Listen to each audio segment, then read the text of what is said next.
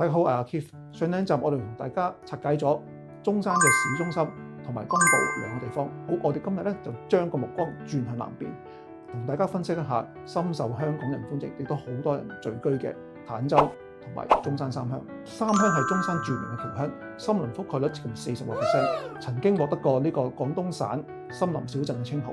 空氣好，仲有溫泉同埋高爾夫。其實佢之前已經吸引咗一大批香港人移居嘅，亦都有中山小香港嘅稱號。坦洲個地理位置係比較特殊，因為佢三面都俾珠海包圍嘅，其實咁所以話佢有少少係似一個陷咗去珠海嘅地方。咁其實如果目前我哋喺坦洲去拱北，其實佢會快過喺拱北嘅。咁所以好多喺前山同埋拱北翻工嘅人都會揀喺住喺坦洲入邊，所以唔少人都當坦洲係珠海嘅後花園。可以用中山嘅價錢買到珠海嘅生活配套，難怪早前亦都有啲藝人唔將呢個坦洲當咗係珠海。交通方面，兩個區都近港珠澳大橋，非常適合港車北上自駕嘅人士。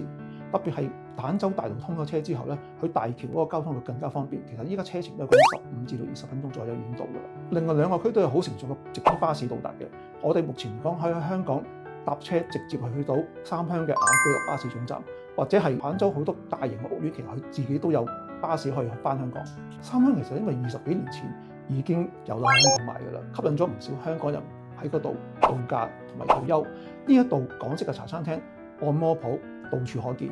商場方面就有順昌廣場同埋大潤發，另外仲有中山溫泉同埋呢個高爾夫球場。生活節奏係非常之悠閒嘅。另外三鄉今年開咗間好高質素嘅醫院，就係廣州中醫藥大學第一附屬醫院。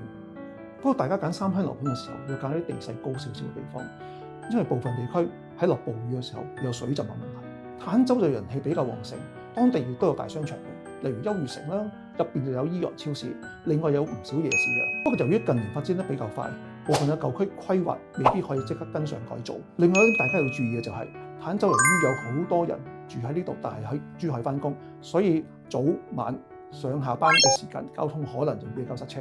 樓價方面，三鄉會比較親民少少。目前住宅樓價每平方米大概係7000零至1萬蚊左右啦。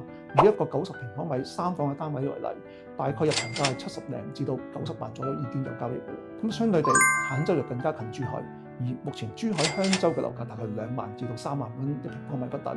嗱，咁目前嚟講，坦洲個樓價咧，一般質素嘅話，基本上都由11000至到13000左右呢啲價錢啦。咁至於佢個別高質素嘅屋苑嘅話咧，個價錢大概可能去到15000蚊一平方米左右。咁至於你話入場價方面咧，同樣係一個90平方米嘅三房單位，咁基本上嚟講90幾至100萬已經係可以入到場㗎啦。好，咁最後都幫大家做一個總結啦。咁如果大家喺中山買樓嘅時候，你嘅目的係想退休同埋度假，如果你真係想個生活節奏係慢啲，中意低密度、綠化空間比較多嘅地方，同埋你身邊比較多香港街坊，咁可以選擇三鄉啦。咁如果你係想用一個比較有性價比嘅價錢，住近啲珠海，享受珠海嘅生活配套，預算就多翻少少嘅話咧，咁坦洲可能更加啱你。今日同大家分析咗中山南部嘅坦洲同埋三鄉。如果大家想知道當地嘅最新樓價同埋香港人喺中山買樓按揭同埋匯款嘅安排，咁可以打以下嘅電話或者 WhatsApp 我哋聯絡我哋中原海岸。下集再見。